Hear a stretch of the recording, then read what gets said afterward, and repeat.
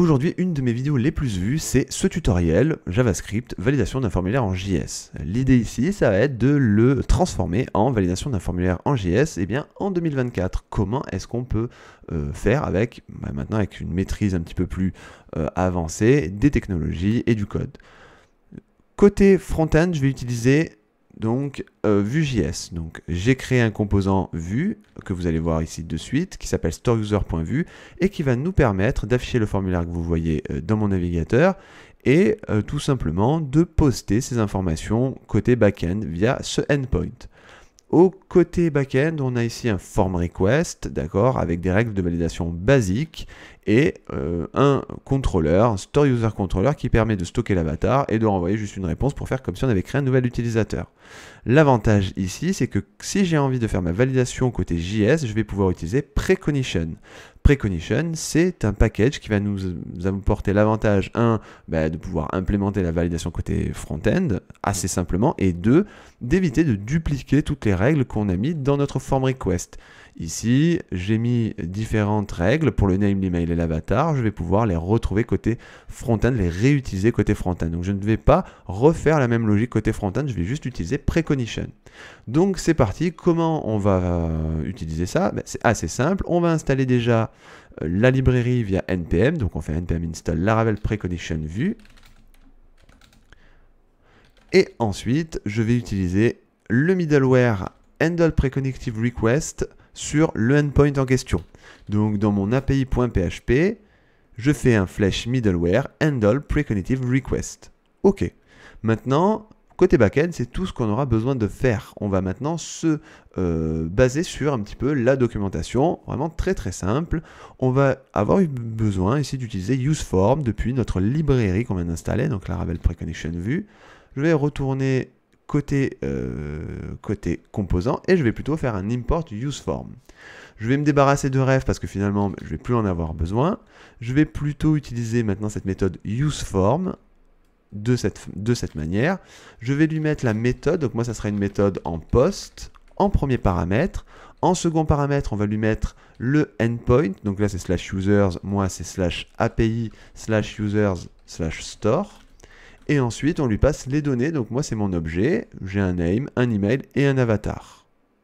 Et ici, j'ai oublié de fermer la quote. Ok, donc maintenant, j'ai mon form. Parfait.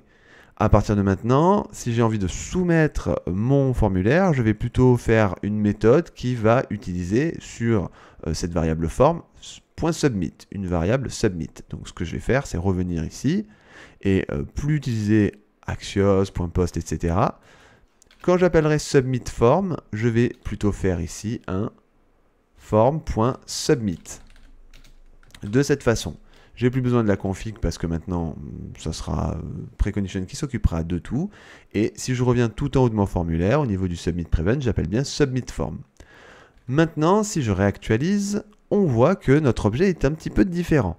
Il a un name, email, avatar, validating pour savoir quand est-ce qu'on est en train de vérifier les choses côté form request, errors pour les erreurs, as errors, processing pour savoir si on a des erreurs et pour savoir si on est en process. Le processing peut être utile ici pour disable notre bouton par exemple.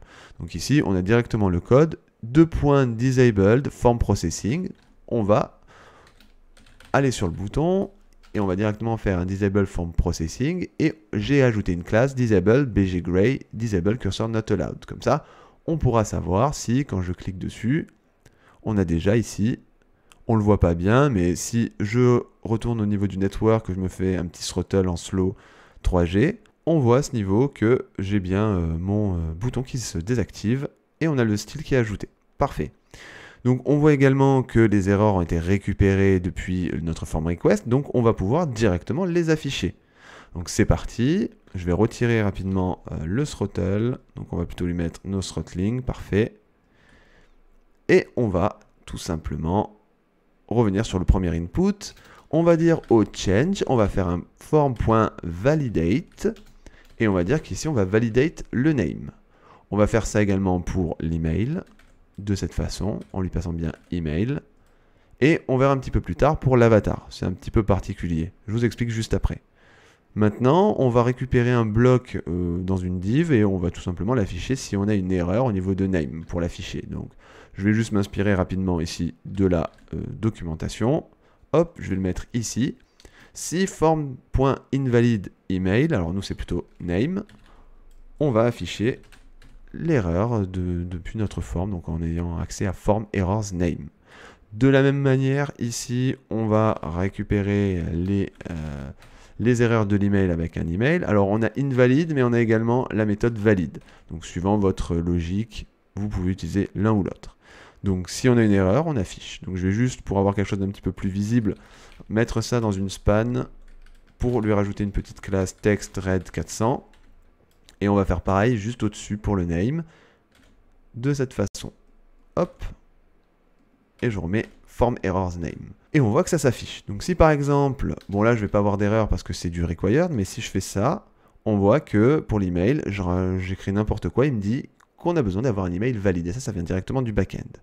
Donc comme ça nous permet de très facilement réutiliser le code côté back-end et pouvoir mettre en place une validation de données côté front-end. En ce qui concerne l'upload de fichiers, on a vu que ça ne fonctionnait pas. Et à juste titre, si je me rends dans la doc et que je clique sur Handling File Uploads, on va nous dire que par défaut, Laravel Preconnection ne fait pas l'upload et ne fait pas la validation des fichiers pendant une Precognitive Validation Request, c'est-à-dire au moment où on a par exemple modifié l'avatar ou qu'on est sorti de l'input quand on tapait l'email, comme ceci, là ça vient de faire techniquement une Precognitive Request, donc il allait puiser dans les règles qu'on avait définies dans le form request pour nous renvoyer tout ça. Donc finalement, on n'a pas forcément envie à chaque fois, pour une raison XY, de valider et d'uploader, de faire de la manipulation de fichiers. Si manipulation de fichiers il doit y avoir, à chaque fois qu'on clique sur Save et quelque chose ne se passe pas bien. Donc si, dans tous les cas, ça fonctionne bien sûr pour l'avatar, mais ça fonctionnerait pour tout. Vous avez envie de définir des règles spécifiques ou pas de règles pendant votre requête précognitive, vous pouvez tout simplement avoir accès à cette méthode directement dans votre form request. This is precognitive. Ça va vous retourner un booléen. À true, il y aura une requête précognitive. Donc vous faites la règle que vous voulez lorsque vous êtes entre guillemets en mode validation front-end. Et sinon, pour mettre la vraie validation au moment de la soumission finale du formulaire, vous mettez l'autre. Voilà, ça vous retournera false dans ce cas-là. Voilà. Si dans tous les cas vous êtes comme moi et que vous avez envie de faire une validation de fichiers, vous rajoutez validate files au niveau de votre formulaire. Donc là, au niveau de mon useForm, je vais faire un point validate files. Évidemment, on va rajouter la validation donc au changement de mon fichier. Je vais faire un form validate avatar et je vais aller récupérer un peu au-dessus dans le cas où on a un mauvais fichier.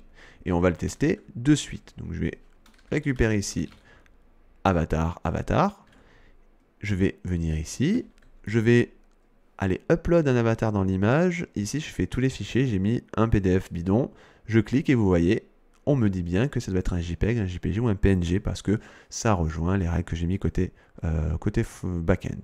Si maintenant je remplis mon username, mon email correctement, que je vais dans image et que je mets une vraie image, je fais save. On n'a pas eu d'erreur. Au niveau de mon avatar, j'ai bien cet avatar-là. Et donc le code côté contrôleur s'est très bien exécuté. Si vous avez quand même envie d'avoir la main sur le retour des réponses ou des erreurs via l'accès Axios, vous pouvez directement faire un zen ou un catch sur la méthode .submit. On va juste copier-coller ce morceau de code-là et je vais mettre ça à la suite de ma ici requête .submit. Maintenant, je vais pouvoir avoir accès directement à la réponse. Donc là, nous, ce qu'on va faire, c'est juste faire un petit console log pour voir la réponse que j'avais envoyée. On va faire un form reset, pourquoi pas. Et au niveau de l'erreur, vous pouvez également faire un console.log de la réponse de l'erreur. Voilà, donc vous avez toujours la main dans tous les cas. Ce que je vais faire, c'est que si je clique sur Save, on voit ici qu'on a une Axios error, donc avec un status 422 sans surprise. Et au niveau de notre requête classique, si ici je remplis tout correctement et que j'ajoute un avatar, je clique sur Save et je vois que j'ai bien mon message ici au niveau de Data User Created with le mail. Donc voilà comment est-ce que aujourd'hui j'aurais fait en 2024 pour faciliter la validation côté back-end, côté front-end, pour pouvoir unifier tout ça et éviter de dupliquer du code. Je vous remercie pour votre fidélité et je vous donne rendez-vous pour la prochaine vidéo.